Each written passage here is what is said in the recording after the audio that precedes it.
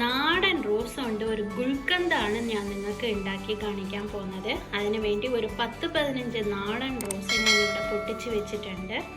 ഇതിന് നാടൻ റോസ് തന്നെ വേണം. ഇത് ഞങ്ങളുടെ അവിടെ തന്നെ ഉണ്ടായ റോസാണ്. ഇത് പൊട്ടിച്ചതും ഉടൻ ഉണ്ടാക്കാൻ പറ്റില്ല. ആദ്യം ഇതിൻ്റെ ഇലകളൊക്കെ ഒരു നിഴലിൽ 7 ദിവസം ഉണക്കാൻ വയ്ക്കണം. ഉണക്കാൻ വെച്ചതിൻ്റെ ശേഷമേ നമുക്ക് ഗുൽക്കന്ത് റെസിപ്പി ഉണ്ടാക്കാൻ പറ്റുള്ളൂ. അപ്പോൾ ഇത് നന്നായിട്ട് വാഷ് ചെയ്തിട്ട് ഇതിൻ്റെ ഇലയൊക്കെ പൊട്ടിച്ച് 7 ദിവസം നിഴലിൽ തന്നെ നമുക്ക് ആദ്യം ഉണക്കാൻ വയ്ക്കണം.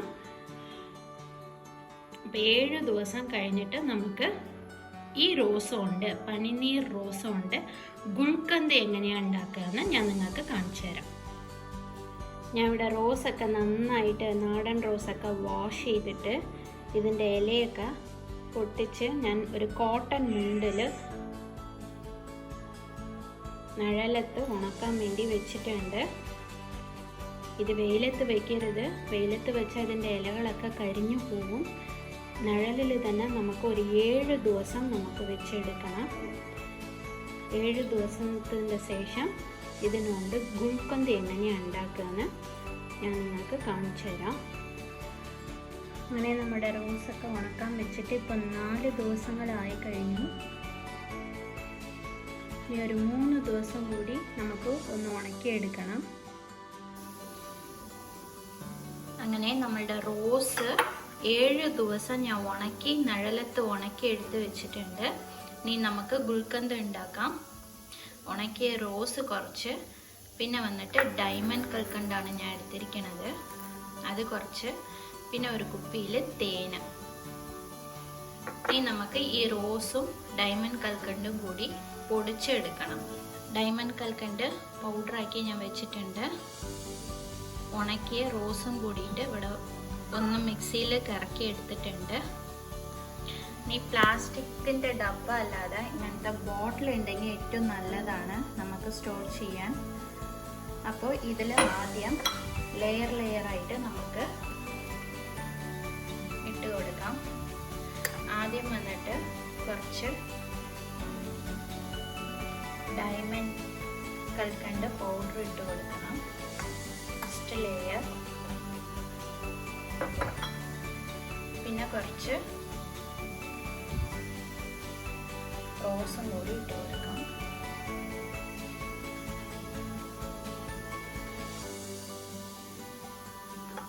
പിന്നെ വീണ്ടും കുറച്ച് കൽക്കണ്ടിൻ്റെ പൗഡർ. അങ്ങനെ നമുക്ക് ലെയറായിട്ടാണ് ഇട്ട് കൊടുക്കേണ്ടത്. പിന്നെ കുറച്ച് റോസ്.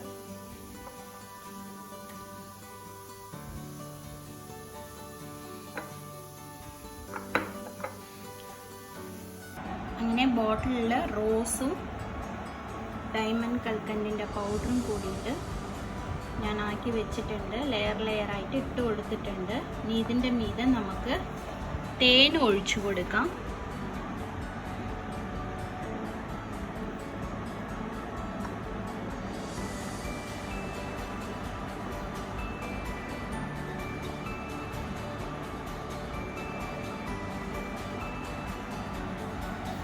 എന്നിട്ട് ഇതിനെ ഒന്ന് നന്നായിട്ട് മിക്സ് ചെയ്ത് കൊടുക്കുക.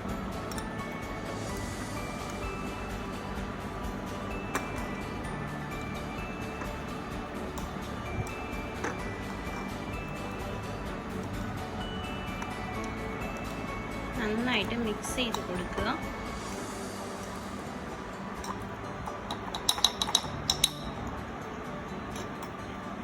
ഇനി വീണ്ടും കുറച്ചും കൂടി തേന് ഇതിൻ്റെ മീതെ ഒഴിച്ചു കൊടുക്കാം.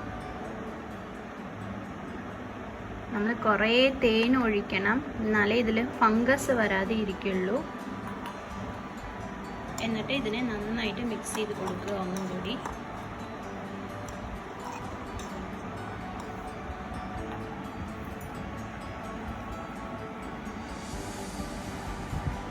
ഇനി ഇതിനെ വെയിലത്ത് നമുക്ക് ഒന്ന് ഉണക്കിയെടുക്കണം. ഒരാഴ്ചയെങ്കിലും നമ്മൾ വെയിലത്ത് ഇതിനെ ഒന്ന് ഉണക്കിയെടുക്കണം. നല്ല വെയിലുണ്ടെങ്കിൽ ഒരു 3-4 ദിവസം മതി. അപ്പോൾ ഒന്ന് വെയിലത്ത് നമുക്ക് ഒരാഴ്ച ഉണക്കിയെടുക്കാം. അങ്ങനെ നമ്മളുടെ ടേസ്റ്റി ആൻഡ് ഹെൽത്തി ആയിട്ടുള്ള ഗുൽക്കന്ദ് റെസിപ്പി റെഡിയായി കഴിഞ്ഞു.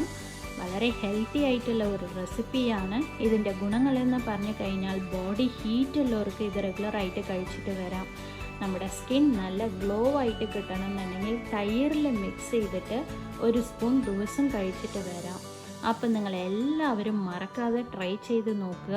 എൻ്റെ വീഡിയോ ഇഷ്ടപ്പെട്ടിട്ടുണ്ടെങ്കിൽ ലൈക്ക് ചെയ്യൂ, ഷെയർ ചെയ്യൂ, മറക്കാതെ സബ്സ്ക്രൈബ് ചെയ്യൂ. Thanks for watching.